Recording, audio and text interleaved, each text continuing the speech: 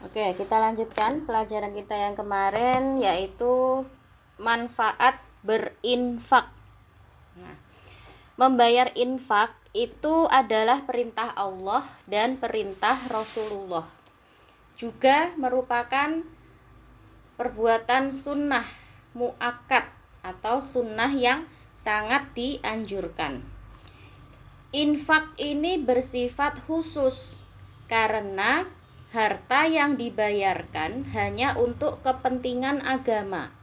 Misalnya untuk kepentingan masjid, untuk kepentingan musola, untuk kepentingan sekolah, dan tujuannya untuk menyebarkan agama Islam. Nah, jadi bedanya infak dan sedekah, ya. Kalau sedekah itu umum, ya, bisa berupa harta, bisa berupa makanan, bisa berupa perbuatan, ya, dengan cara kita tersenyum, dengan cara kita menolong orang lain, itu namanya sedekah. Tapi kalau infak itu lebih khusus, ya. Karena apa? Karena harus berupa harta benda dan digunakan untuk kepentingan agama, misalnya untuk kepentingan sekolah, untuk kepentingan masjid, musola, ya, rumah sakit misalnya, ya. Tujuannya adalah untuk apa? Syiar agama Islam. Pahala berinfak itu dilipat gandakan oleh Allah, ya. Dalam Al-Qur'an surat Al-Baqarah ayat 261, Allah berfirman, perumpamaan orang yang menginfakkan hartanya di jalan Allah seperti sebutir biji yang menumbuhkan 7 tangkai. Pada setiap tangkai ada 100 biji. Allah melipat gandakan bagi siapa yang Dia kehendaki, dan Allah Maha Luas, Maha Mengetahui. Nah, jadi menurut ayat ini, ya, kata Allah apa? Orang yang berinfak di jalan Allah itu akan mendapatkan pahala 700 pahalanya. 700 kali lipat dari apa yang dia berikan untuk berinfak tadi. Jadi pahalanya berinfak itu besar sekali, ya. Nah, apa manfaat infak? Yang pertama, mendekatkan diri kepada Allah. Jelas, ya, kalau kita menginfakkan sebagian harta kita di jalan Allah, maka kita berarti sedang apa? Mendekatkan diri kita kepada Allah. Karena infak merupakan bukti ketakwaan kita kepada Allah. Yang kedua, melatih kepedulian sosial bagi yang memberi infak dan sedekah, ya. Jadi infak juga bisa melatih diri kita untuk peduli terhadap sesama, peduli terhadap orang yang membutuhkan. Kemudian yang ketiga, memanjangkan umur. Nah, jadi orang yang suka berbagi itu usianya akan lebih panjang, ya. Kemudian ikut meringankan beban orang lain yang kesusahan. Selanjutnya, dapat membangun sarana ibadah, pendidikan, kesehatan, dan sosial lainnya. Nah, banyak kan pembangunan sekolah-sekolah atau pembangunan masjid itu hasil dari iuran, ya. Jadi bukan punya satu orang, misalnya sekolah ini, ya. Ini bukan milik satu orang, tapi apa? Iuran bersama-sama, ya. Hasil infak. Nah, jadi bukan hanya milik satu orang. Jadi harta infak, ya, harta yang kita keluarkan untuk berinfak itu bisa digunakan untuk membangun sarana-sarana untuk beribadah seperti masjid, musola, ataupun sarana pendidikan, ya, sekolah, terus TPA misalnya, atau sarana kesehatan seperti rumah sakit dan sebagainya itu, ya, itu bisa didapatkan dari harta infak, hasil infak dari orang-orang.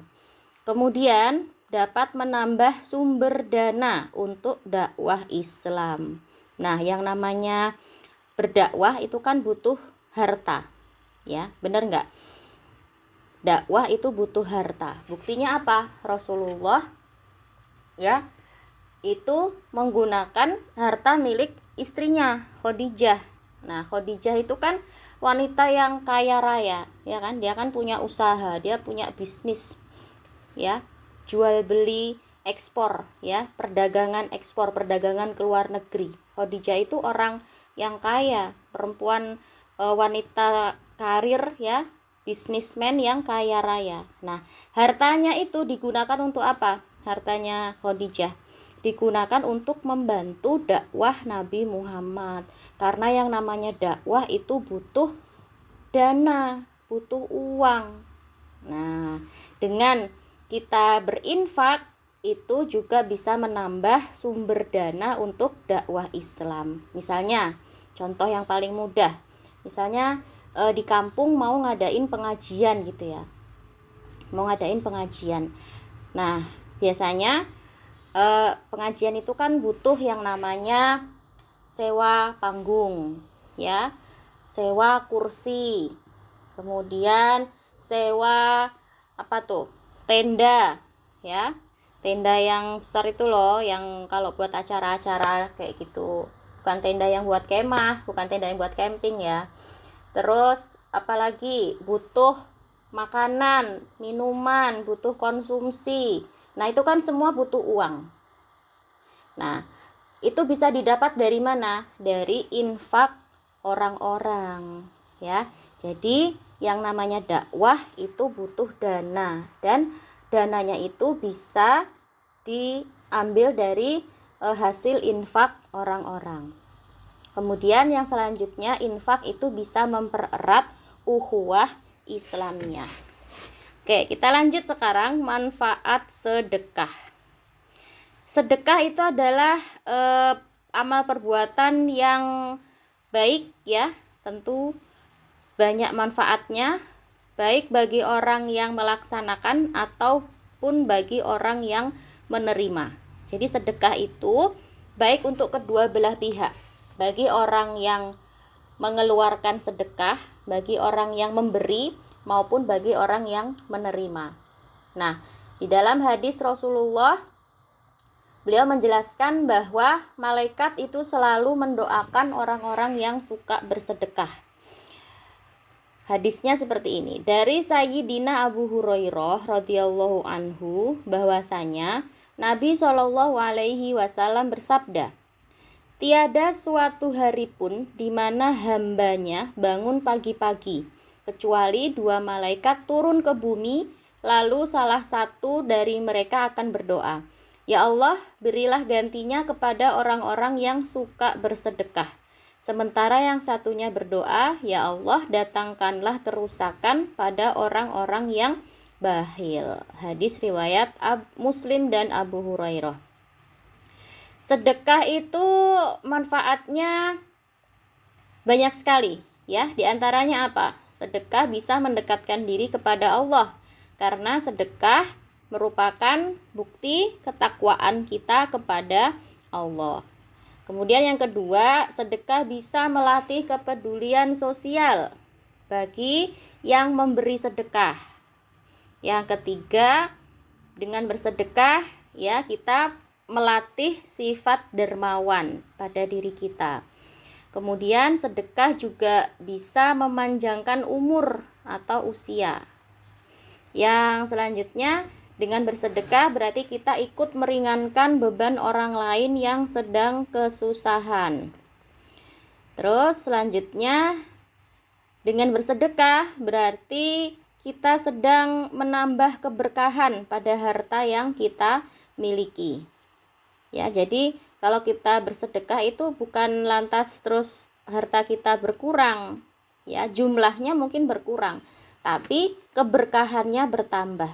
Maksudnya berkah itu gimana? Harta yang berkah itu maksudnya mungkin kita punya uang sedikit, ya, mungkin kita nggak terlalu kaya, ya, tapi anak-anaknya sehat-sehat, jarang sakit, ya, terus di kerjaan, di kantor dia ketemu sama orang-orang yang baik, ya, atasannya baik, ya, teman-teman kantornya baik.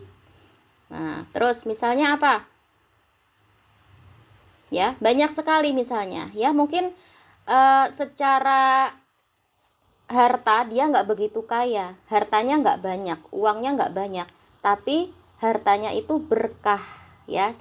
Contohnya dengan tadi itu, anak-anaknya sehat, istrinya baik, ya. Terus kalau di kantor dia ketemu sama orang-orang baik, ya, dijauhkan dari bahaya-bahaya. Nah, itu namanya berkah namanya. Kemudian yang selanjutnya, sedekah juga bisa menyambung dan mempererat silaturahmi.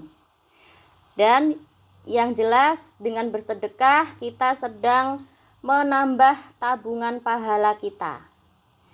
Dan yang terakhir, dengan bersedekah berarti kita sedang bersyukur atas nikmat yang diberikan Allah.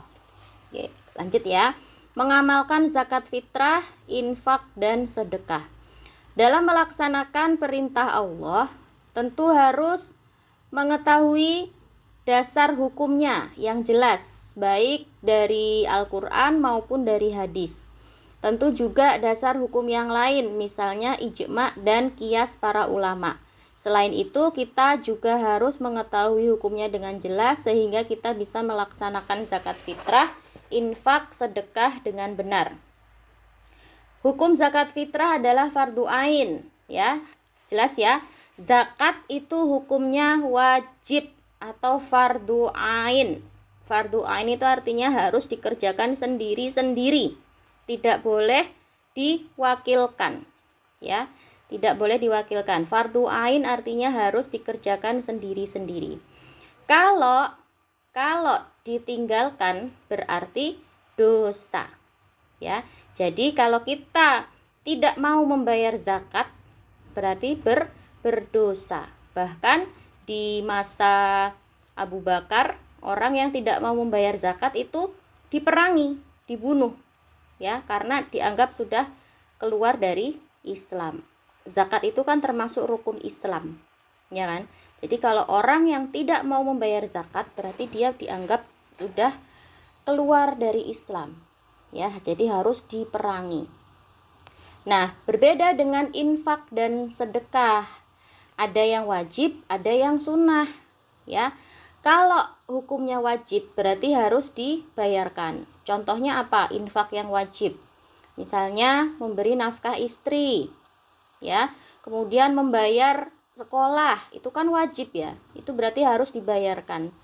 Kalau ada suami yang tidak memberi nafkah kepada istrinya, berarti dia berdosa suaminya tadi itu karena tidak melaksanakan kewajibannya, ya. Nah, sedangkan sedekah itu hukumnya sunnah.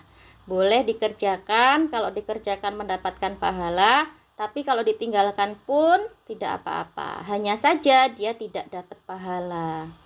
Gitu. Nah, karena zakat fitrah, infak dan sedekah itu sangat dibutuhkan oleh orang yang kurang mampu, masyarakat dan lembaga pendidikan serta lembaga kemasyarakatan untuk mensyiarkan dakwah Islam, maka umat Islam diperintahkan untuk selalu melaksanakan perintah Allah ini yang berupa zakat fitrah, infak dan sedekah, ya. Jadi dengan adanya zakat itu tidak ada kesenjangan sosial, tidak ada kesenjangan ekonomi antara orang kaya dengan orang miskin, ya. Seperti yang kemarin Ustazah sampaikan ya, kalau misalnya tidak ada zakat fitrah atau infak atau sedekah, ini yang miskin tambah miskin, yang kaya tambah kaya. Akhirnya apa? Akhirnya ada perasaan iri dari orang miskin. Kenapa kok aku ini dijadikan miskin sama Allah? Ya, akhirnya apa? Akhirnya terjadi kejahatan, ya. Yang miskin tadi terpaksa harus mencuri harta dari orang kaya. Nah, ini jadi dengan adanya zakat, infak dan sedekah itu bisa mengurangi perasaan iri tadi, mengurangi kesenjangan ekonomi dan kesenjangan sosial, bisa mencegah timbulnya kejahatan. Itu ya. Jadi manfaatnya banyak sekali zakat, infak dan sedekah ini. Nah, lembaga yang mengelola zakat, infak dan sedekah itu sudah banyak, ya. Ada Badan Amil Zakat dan Sedekah, ya, atau disingkat BAZIS. Ada juga yang punyanya NU, namanya Lazisnu. Ada juga yang punyanya Muhammadiyah, namanya Lazismu. Nah, itu adalah lembaga-lembaga yang terpercaya, yang kalau kita misalnya bingung mau ngasih uang ke siapa, ya, misalnya kayak Nazira ya, lagi di Jepang gitu, lagi di luar negeri, bingung mau ngasih zakat kemana, ya, mau ngasih sedekah kemana, ya, ya sudah, bayarkan saja ke badan-badan atau lembaga-lembaga tadi, ya, bisa ke Lazismu, bisa ke Basnas, ya, jadi tinggal transfer aja, nanti mereka yang mengatur mau dikasihkan ke siapa itu terserah mereka, gitu. Tapi kalaupun kita mau ngasih sendiri itu juga boleh. Misalnya di kampung kita, ya, kalau di Indonesia kan kita punya tetangga, ya. Kita punya tetangga di kampung, misalnya tetangga kita itu orangnya kekurangan, ya, kurang mampu. Ya sudah, kita kasihkan zakatnya ke dia langsung, ya. Kita kasihkan sedekah kita langsung ke orang itu boleh seperti itu. Jadi bebas ya, mau ngasih langsung ke orangnya, atau kalau misalnya nggak ada, kita nggak punya tetangga di Jepang gitu, misalnya nggak punya tetangga, ya berarti caranya gimana? Dikasihkan ke lembaga pengelola zakat, infak dan sedekah. Nah, itu tadi pelajaran kita untuk hari ini.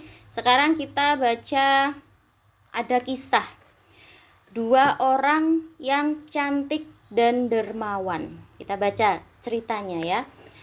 Nah, zaman dahulu kala ada dua orang perempuan ya yang cantik, yang ini diceritakan oleh Abdullah bin Zubair. Cerita ini ada dalam hadis yang diriwayatkan oleh Bukhari Muslim. Gimana katanya? Belum pernah aku melihat dua orang wanita yang sangat dermawan, melebihi Aisyah dan Asma. Siapa mereka berdua ini? Aisyah dan Asma ini adalah putri Abu Bakar. Dua-duanya ini anaknya Abu Bakar, ya. Jadi yang berkata ini adalah Rasulullah ya. Rasulullah bersabda, "Aku belum pernah melihat dua orang wanita yang sangat dermawan, melebihi Aisyah dan Asma." Kedermawanan kedua wanita ini sangat berbeda, ya. Aisyah, dia suka sekali mengumpulkan uang sedikit demi sedikit. Setelah terkumpul banyak, lalu dibagi-bagikan. Sedangkan Asma tidak pernah menyimpan sesuatu untuk besok pagi. Hari ini apa yang dia punya, dia langsung menyedekahkannya kepada orang lain. Nah, jadi dua wanita ini, Aisyah dan Asma ini sangat suka bersedekah. Nah, kita pasti ingin ya jadi seperti Aisyah dan Asma ini ya. Ya. Kita pasti ingin bisa selalu bersedekah. Nah, karena apa? Karena orang yang bersedekah itu adalah orang yang dermawan, ya, seperti yang dicontohkan oleh istri-istri Nabi, Aisyah tadi itu ya, orang yang sangat suka bersedekah. Nah, sekarang nih ada hadis ya yang diriwayatkan oleh Bukhari. Nabi SAW bersabda, tangan di atas lebih baik daripada tangan di bawah. Jadi maksudnya apa? Bukan tangan di atas itu lebih baik dari tangan di bawah begini, tidak. Maksudnya apa? Yang memberi itu lebih baik daripada orang yang meminta. Ya kan? Kalau orang memberikan tangannya di atas gini ya. Kalau meminta kan tangannya begini, tangannya di bawah gini kan kalau orang minta-minta. Nah, kata Nabi apa? Tangan di atas itu lebih baik daripada tangan yang di bawah. Artinya apa? Orang yang memberi itu lebih baik daripada orang yang meminta. Dan mulailah dari orang yang menjadi tanggunganmu. Ya, berarti yang paling dekat ya, sedekah yang paling baik itu adalah yang diberikan kepada keluarganya dulu. Jadi suami memberi nafkah kepada istrinya. Itu jauh lebih baik daripada suami itu tadi ngasih ke orang lain sementara istrinya masih kekurangan. Gitu ya. Suami bekerja, kemudian hasilnya dibayarkan untuk anak-anaknya, untuk kebutuhan anak istrinya. Itu jauh lebih baik daripada suami tadi ngasih ke orang lain, padahal anak istrinya kekurangan. Itu ya. Jadi sedekah yang paling baik itu adalah sedekah kepada keluarga, baru kemudian orang lain. Dan sebaik-baik sedekah adalah yang dikeluarkan dari orang yang tidak membutuhkannya. Barang siapa menjaga kehormatan dirinya, maka Allah akan menjaganya. Dan barang siapa yang merasa cukup, maka Allah akan memberikan kecukupan kepadanya. Gitu. Oke, sudah selesai pelajaran kita untuk hari ini. Insya Allah nanti kita lanjutkan lagi hari Senin ya.